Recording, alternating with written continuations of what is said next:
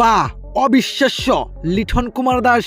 দর্শক, মনে হচ্ছে ক্যাচটি যে কেউই নিতে পারবে, কিন্তু ক্যাচটি এতটা সহজ ছিল না।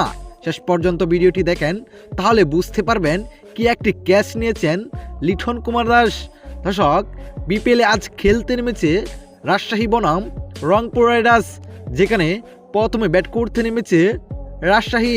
দর্শক, গঠন ইনিংসের দ্বিতীয় ওভারে যেখানে বল করতে এসেছিলেন আলিস ইসলাম, তার বলে দুর্দান্ত একটি ক্যাচ নেন লিটন কুমার দাস, যেখানে ব্যাটিংয়ে ছিলেন তানজিদ হাসান তামিম।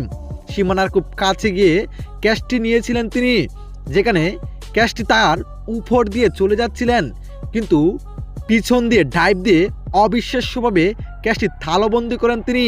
এই যাত্রায় কঠিন ইনজুরিতেও পড়তে পারতেন লিটন কুমার দাস, তবে এই যাত্রায় বেঁচে যান তিনি।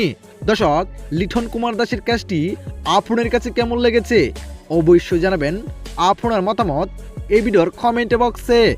ধন্যবাদ।